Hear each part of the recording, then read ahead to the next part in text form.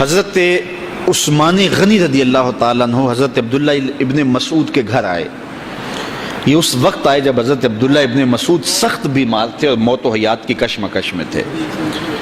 تو انہوں نے ان کا حال پوچھا. جب واپس پلٹنے لگے تو اشرفیوں کی 2 تھیلیاں حضرت عثمان غنی نے حضرت عبداللہ ابن مسعود کو دی.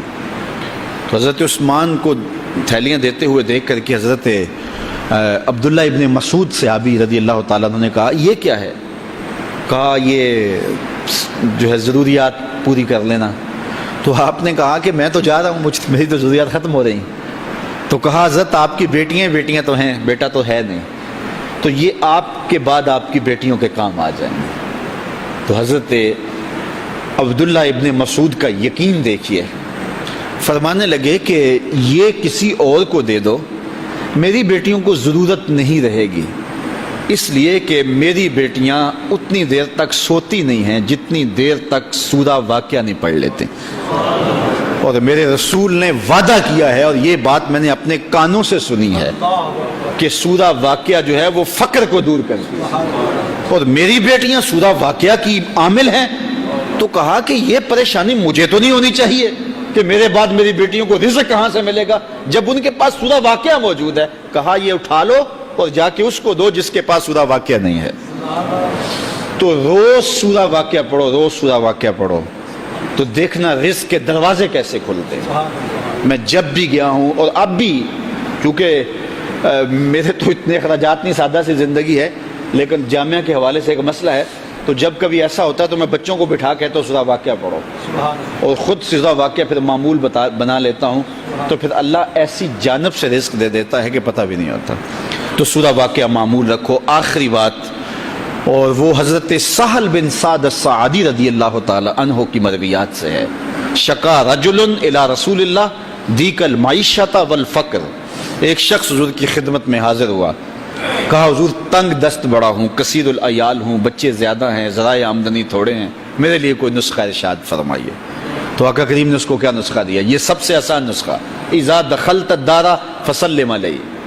جب گھر جائے تو گھر والوں کو السلام علیکم کہا کرو. جو ہی گھر میں داخل ہو السلام علیکم, اور اس کے بعد ایک مرتبہ سورہ اخلاص پڑھ دیا کرو, قل هو اللہ احد. یہ عمل شروع کر دو. تو کہا یہ بالکل آسان وظیفہ ہے, گھر جاؤ السلام علیکم, اور اس کے بعد ایک مرتبہ سورہ اخلاص. اس عمل کو نہ چھوڑنا, بلکہ فرمایا کبھی ایسا ہو تو گھر جائے تو گھر میں کوئی بھی موجود نہ ہو, تو کہا عمل کو پھر بھی نہیں چھوڑنا. فسلم علیہ, کہا تو مجھے سلام کہہ دینا.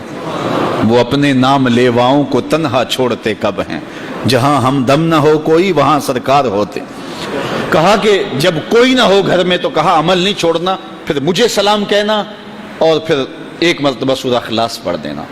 وہ صحابی کہتے ہیں میں نے عمل شروع کر دیا, گھر جاتا السلام علیکم, گھر والے بھی خوش, اور اس کے بعد سورہ اخلاص بیٹھنے سے پہلے پڑھ لیتا. اور اگر گھر میں کوئی نہ ہوتا پھر تو مجھے چاہ چڑھ جاتے, پھر میں یا نبی سلام علیکہ پڑھتا, پھر حضور کی بارگاہ میں سلام پیش کرتا. اور ملا قاری نے اس پہ گفتگو کی ہے مرقات شرح مشکات کے اندر, کہ آخر حضور کو سلام کیوں کہنا ہے. انہوں نے جو لفظ کہے ہیں لفظ سنیے. وہ کہتے ہیں لِأَنَّا رُوحَهُ عَلَيْهِ السلام مَوْجُودٌ فِي بُيُوتِ الْمُسْلِمِينَ, اس لیے کہ آقا کی روح مومنوں کے گھروں کے اندر فیض بانٹ رہی ہوتی. تو کہا پھر مجھے سلام کہہ دینا. وہ کہتے ہیں میں جاتا اور حضور کو سلام کہہ دیتا, اور اس کے بعد سورہ فاتحہ سورہ اخلاص پڑھ دیتا. پھر ہوا کیا, اللہ اکبر. ہمارے استاد کہتے تھے اگر کسی کے اندر حسد ہوگا تو وہ یہ عمل نہیں کر سکتا, حسد نہیں ہے تو وہ عمل شروع آج ہی کر دے. وہ کہتے ہیں حتی افاد اللہ جیرانہ, اس عمل کی برکت سے میں نے تو امیر ہونا ہی ہونا تھا, میرے ہمسائے بھی امیر ہو گئے.